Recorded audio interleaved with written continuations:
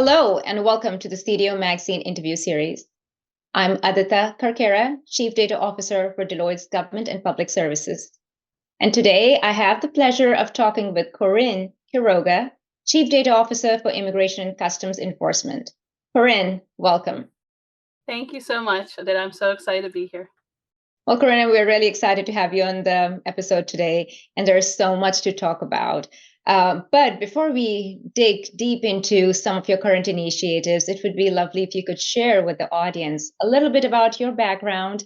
I know you've been in the IT industry for a while, and I think it would be great to hear how your journey has transpired over the years from IT to becoming today the CDO for ICE. Sure, absolutely.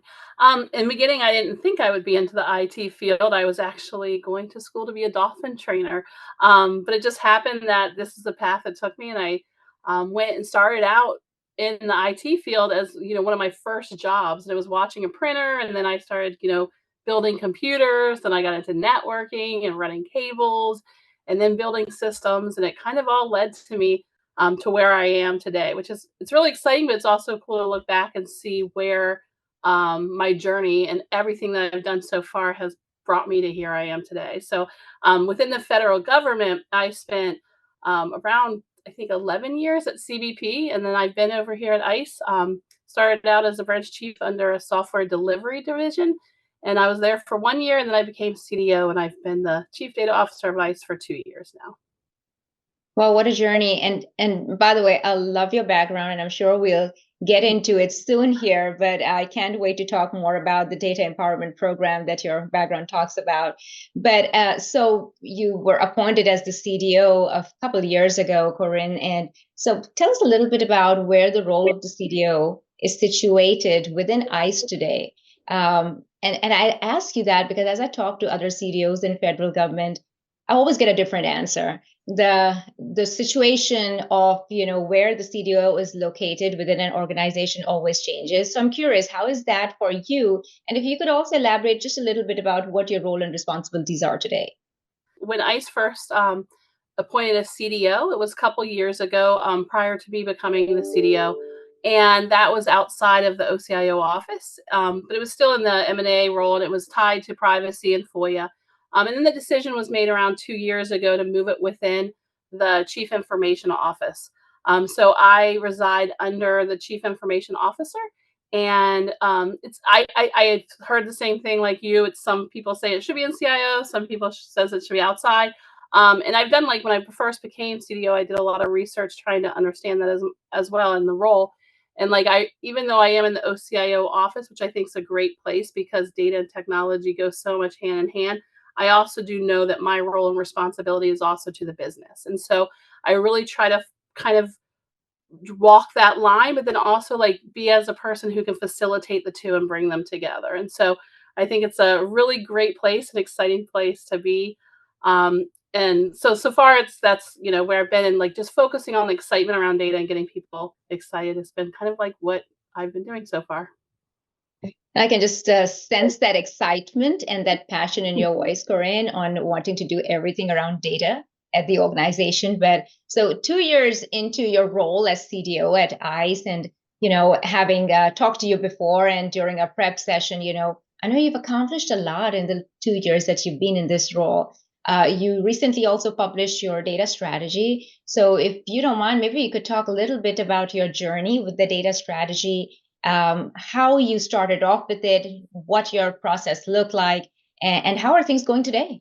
So yeah, we initially, when I became chief data officer, we really wanted to focus on becoming an action-oriented office and really tackling the issues and the gaps that we had within data versus admiring the problem. And so we did a lot of work and interviews with different stakeholders and leaders within ICE and DHS, because we really wanted to identify what their challenges were and what the gaps were. And so with that, we created the IT data modernization roadmap, and we created a framework which I love, which is collect, automate, and use. And we just really felt to become a data-driven organization, we needed to ensure that we were collecting the right data at the right time, stop collecting data that we didn't need or didn't use, and then really drive automation and then use that data to increase transparency and make decisions with. And so from that, we identified the gaps, and then we kind of built off of our roadmap to create the strategy. And we wanted the strategy to be measurable and to ensure that we were being held accountable. We wanted to make sure it was quality driven, mission focused, interconnected, and forward leaning. So we do have 4 goals within our strategy, which was secure. We want to always make sure that the data is protected and kept in a secure manner. Also accessible. That's a really big one for us. Um, it gets to culture, and we'll talk about that a little bit later. But just making sure that that people have access to the data, because in order to become a data-driven organization, they need to be able to get access to the data when they need it. And then another goal was to be connected. This is all about staying connected with our community, with our stakeholders, the public, with each other. So we're really ensuring that we're acting as an agency and our data is looked at as a whole. So the connect is really important for our partnerships. And then last is reliable. There's nothing like having data that's old and making decisions off of that. So we're really standing behind, and we use it throughout our everything we're doing is just ensuring we're using timely data, ensuring we're using data that's from the as close to the source of creation as possible. So it's really exciting. I was very excited to get the strategy out, and hopefully everybody else is excited too. And it drives us every day, so we're really excited about it. Corinne, I cannot say enough about how much I appreciate your comments on, how you managed data journey, starting from taking input from your stakeholders, building upon that, and then creating a strategy that is, like you said, measurable and accountable. Because I have seen so many instances of data strategies being created for organizations, but then they're not measurable. There are no KPIs to see the progress, and then it's hard to make them actionable. So the last thing we want is having a strategy on paper and not being able to execute it. So it sounds like you and your team have done a tremendous effort to ensure not only creating a strategy, but also operationalizing it. Well, Corinne, I know you have had an opportunity to work on multiple projects and driving data all through the organization. But is there maybe 1 or 2 specific data initiatives that you would want to go into details of and share with our audience? Yeah, sure. The one that I'm actually the most excited about, because it brings a lot of fun to it, is it goes along with our data exchange and sharing. One of the capability gaps that we identified in our roadmap was data exchange and sharing, and really identifying a better way to make sure that we have the data, we're able to exchange it and share it, and people can get access to the data.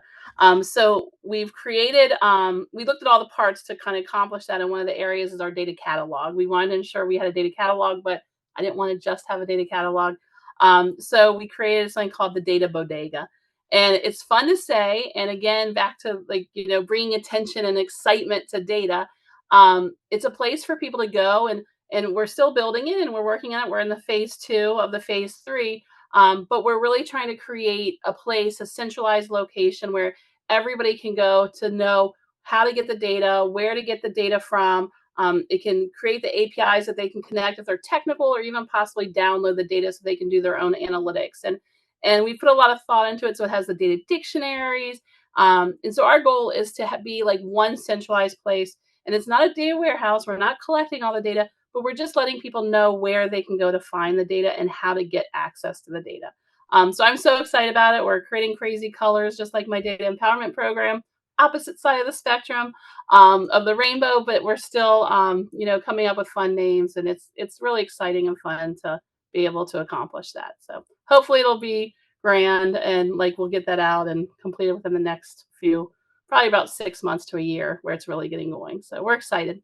Corinne, we could keep talking about this all day long, but thank you so much for this time. And thank you for the work you're doing for our community around the women in data space. We appreciate you and your leadership. And I look forward to talking to you soon in maybe a few months and catching up with you.